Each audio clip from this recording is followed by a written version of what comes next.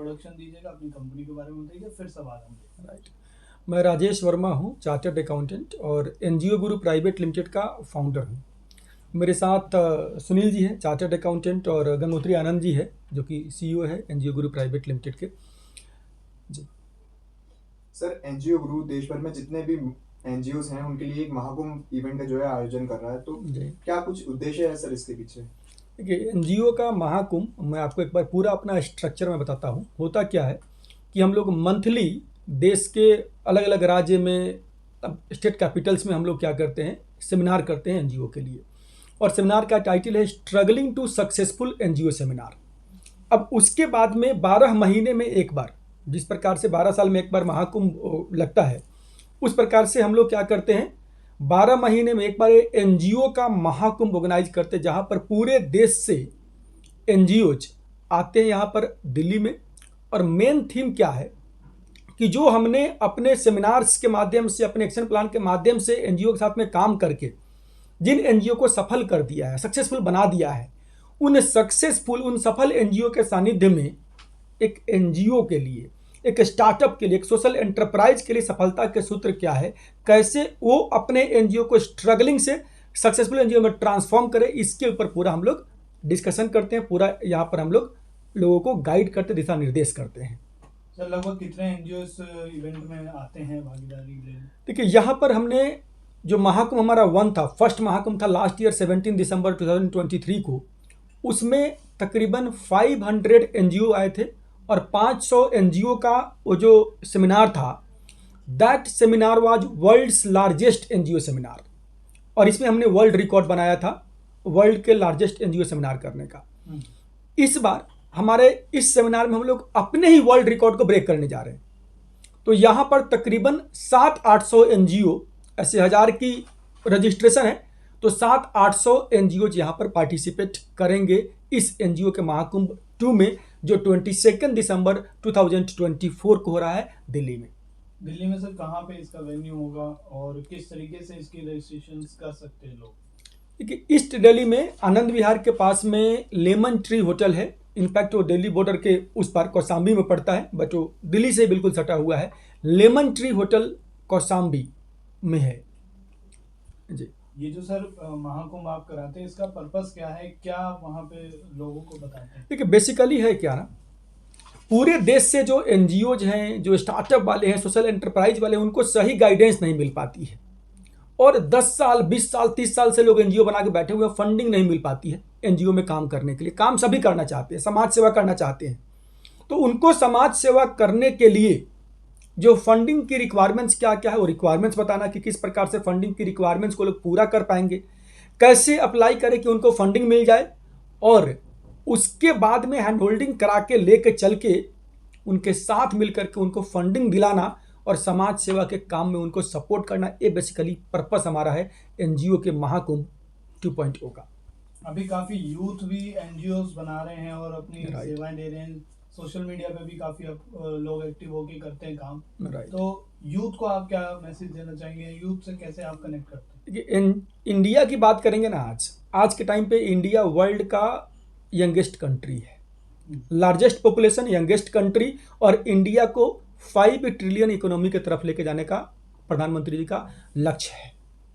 तो इस लक्ष्य को पूरा करने के लिए स्वयंसेवी जो संस्थाएं हैं, जो एनजीओज है, समाज सेवा के कार्य में, समाज को आगे बढ़ाने में एनजीओज ने पहले भी अपना रोल अदा किया है, और अभी भी मैं मानता हूं कि अगर हम यूथ्स अगर इस फील्ड में आए, जो कि आ रहे हैं ऑलरेडी, जितने स्टार्टअप्स हैं, जितने सोशल एंटरप्राइजेज हैं, एनजीओज हैं, यूथ्स की भागीदारी बढ़ रही है।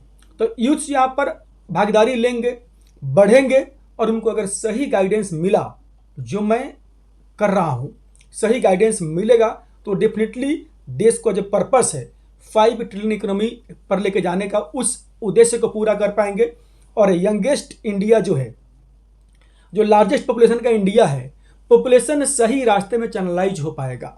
बेसिकली उसके लिए एनजीओज का रोल कहाँ पर आता है? स्किल डेवलपमेंट करने के लिए, लोगों को एंटरप्रेन्योरशिप डेवलपमेंट करा करके लोगों को सही काम में इन्वॉल्व कराने के लिए, और लोगों को, जो युवा है, जो बेरोजगारी के मार झेल रहे हैं, उनको रोजगार का अवसर मिलेगा स्किल डेवलपमेंट के माध्यम से, एंटरप्रेन्योरशिप डेवलपमेंट के माध्यम से वो काम पर लग पाएंगे और तभी जाकर के देश जो है विश्वगुरु बन पाएगा। सर क्या ये महाकुंभ इवेंट एक नियमित मंच बनेगा? ऑलरेडी है, बनने की जरूरत नहीं है, क्योंकि हम लोग ऑलरेडी पहले से हर महीने सेमिनार करते आ रहे हैं, महाकुंभ होते आ रहा है, पहले हुआ है और ये महाकुंभ हो रहा है और आगे भी यही सीरीज हमारा कंटिन्यू रहेगा, ये नियमित ही रहेगा।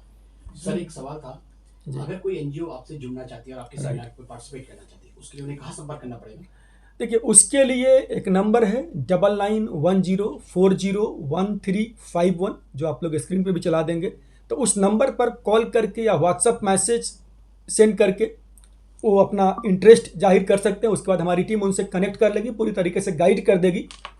ये जो मैं पुनः यहाँ पर बता रहा हूँ, ये जो महाकुंभ है, जो एनजीओ के लिए सेमिनार है, बेसिकली पर्पस है एनजीओ को फंडिंग के लायक बनाना, एनजीओ को फंडिंग अवेलेबल करवाना। उसके लिए जरूरी क्या है? पहले वो फंडिंग के लायक बने, क्योंकि फर्स्ट डिजर्व देन डिजायर। तो उनको डिजर्विंग बना देना, उसके बाद उनको फंडिंग के रास्ते पर लेकर के चलना।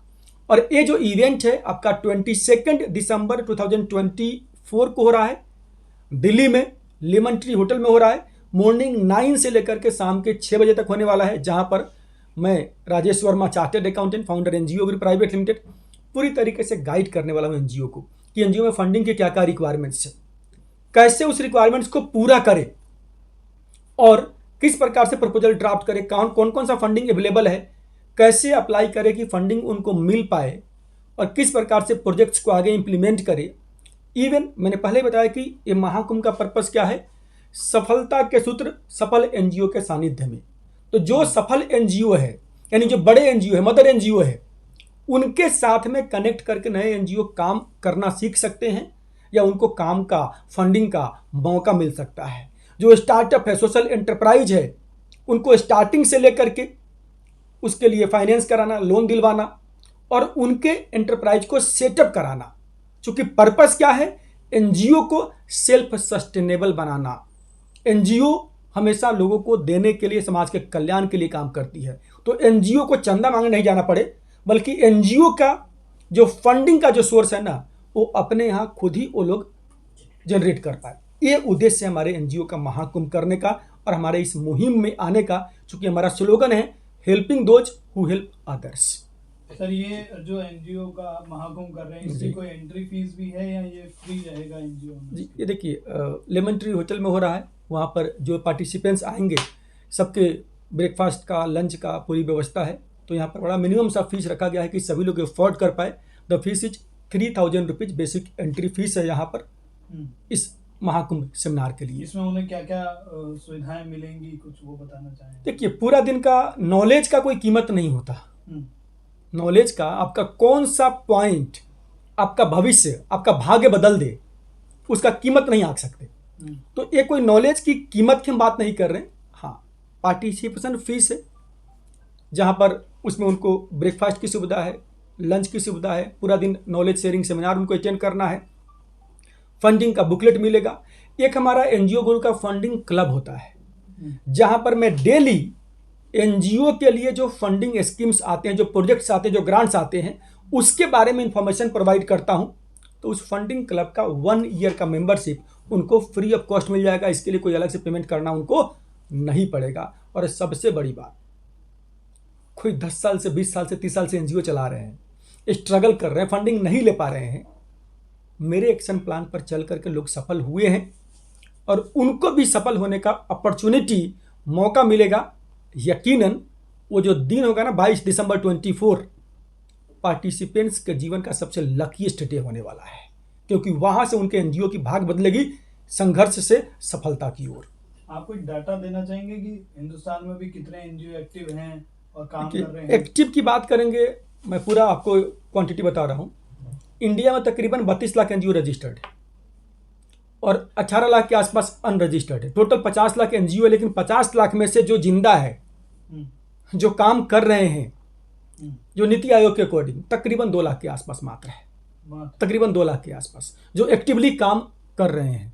गिनती के 50 लाख हैं। तो मेरा उद्देश्य वही है कि जो एक्टिव है, काम करना चाहते हैं और फंडिंग के लिए स्ट्रगल कर रहे हैं, उस स्ट्रगल को ख़त्म करना, वहाँ पर सफलता लेकर के आना, ये उद्देश्य है यहाँ पर। आपके माध्यम से अगर बात करें तो सरकार इसको किस प्रकार से सपोर्ट कर सकती है? सरकार की बात कर रहे हैं आप?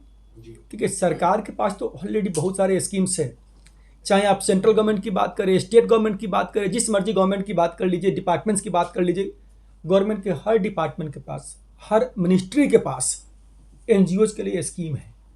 मेनली होता क्या है, एनजीओ एम्पावर्ड नहीं है उस काम को ढंग से करने के लिए, थोड़ा डिस्कनेक्ट है। एनजीओज में कंप्लायंस रिपोर्टिंग कल्चर नहीं है। उस कल्चर को लेकर के आके, उस कल्चर को इनबिल्ड करके, जो गवर्नमेंट के साथ में जो तालमेल बैठा करके गवर्नमेंट के मैक्सिमम काम एनजीओज के माध्यम से होता है। नाम ही है नॉन गवर्नमेंट ऑर्गेनाइजेशन, मतलब जो गवर्नमेंट तो नहीं है लेकिन गवर्नमेंट के काम को करती है, इसलिए एनजीओ बोलते हैं। सर एक सवाल ये भी है कि साल भर में लगभग कितने एनजीओ इस देश में, भारत में रजिस्टर्ड होते हैं, कुछ इसका डाटा आपके पास? देखिए, साल भर में कितने रजिस्टर्ड होते हैं वो बोल नहीं सकते, क्योंकि हर साल का डाटा वेरी करेगा, हर साल अलग अलग होगा। और इनफैक्ट मेरे पास इसका कोई डाटा नहीं है कि लास्ट ईयर कितना रजिस्टर्ड हुआ है। ग्रोइंग इंडस्ट्री जैसा है कि लोग इसमें इन्वॉल्व हो रहे हैं, इससे पीछे हट रहे हैं, वो जानने के लिए। अगर फ्यूचर इंडस्ट्री की बात करेंगे तो भारत में जो मेरा स्टडी है, फ्यूचर इंडस्ट्री एग्रीकल्चर होने वाला है। एग्रीकल्चर सबसे टॉप मोस्ट इंडस्ट्री होने वाला है आने वाले टाइम में। और एग्रीकल्चर से कनेक्ट क्या हो गया आपका? फूड प्रोसेसिंग पूरा हो गया। और इन सब के लिए क्या चाहिए? सबके लिए स्किल्ड करने की जरूरत है, स्किल डेवलपमेंट। और जो लोग इसको प्रोफेशन के तौर पर लेंगे, उनके लिए एंटरप्रेन्योरशिप डेवलपमेंट प्रोग्राम करने की जरूरत है। तो ये जो 4 चीजें हैं, जो मैंने 4 चीजें बताया आपको, agriculture, food processing, skill development, entrepreneurship development, तो इन सब में एनजीओज का ही रोल है। इन सब में एनजीओ को ही रोल प्ले करना है, और कर रहे हैं एनजीओ वाले, ऑलरेडी इसमें आगे काम कर रहे हैं। अच्छा, ये जो एनजीओ का महाकुंभ है, इसमें कहाँ से एनजीओ शामिल हो रहे हैं? कोई पूरे देश से अगर मैं बात कर रहा हूँ कि 700-800 एनजीओ आ रहे हैं, तो एक जगह से तो आएंगे नहीं, पूरे भारतवर्ष से होंगे। नेचुरली पास में उत्तर प्रदेश है, तो वहाँ के लोग, वहाँ के एनजीओ ज़्यादा होंगे। बड़ा राज्य भी है उत्तर प्रदेश, बिहार अपने आप में एक देश है। तो इस तरीके से वहाँ से लोग ज़्यादा है, लेकिन पूरे देश के हर कोने से, हर जगह से पार्टिसिपेंट्स आ रहे हैं। अच्छा, हर एनजीओ की कैटेगरी अलग होती है, फील्ड अलग होता है, सेगमेंट्स अलग होते हैं काम करने के। तो एक ही मंच से सभी को एक सलाह देना सही रहेगा? जी, एनजीओज अलग अलग क्षेत्र में काम कर रहे हैं। मैं इनफैक्ट स्टार्टअप की बात कर रहा हूँ, सोशल एंटरप्राइज की बात कर रहा हूँ, स्कूल की बात कर रहा हूँ, कॉलेज की बात कर रहा हूँ। सबके स्ट्रगलिंग होने का जो रीजन है ना, समस्या जो है, समस्या सबका एक ही है।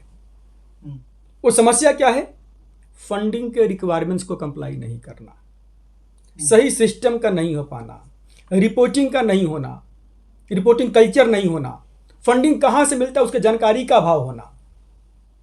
मैं आपके इस चैनल के माध्यम से जो एनजीओ वाले देख रहे हैं उनसे पूछना चाहूँगा, वो अपने दिल पर हाथ रख के आज बताएं कि आज के समय में कितने स्कीम्स चल रहे हैं जहां पर वो अप्लाई कर सकते, कितने की जानकारी है? कुछ लोगों को होगा, वो भी 1 या 2 की, जबकि आज के तारीख में मोर देन 1000 स्कीम्स लाइव है जहां पर एक एनजीओ अप्लाई कर सकता है फंडिंग के लिए। इस गैप, ये जो गैप है ना, ये गैप सबके लिए समान है। तो इसीलिए चूंकि समस्या एक है, तो समाधान भी एक ही मंच से मिलेगा। इसलिए एक ही मंच से सबको समाधान मिलेगा, हर एनजीओ का समाधान मिलेगा, चाहे एनजीओ है, चाहे स्टार्टअप है, चाहे सोशल एंटरप्राइज है, स्कूल, कॉलेज, यूनिवर्सिटी, हॉस्पिटल, सबको मिलेगा, क्योंकि सबकी समस्या की जड़ जो है एक ही है। Thank you.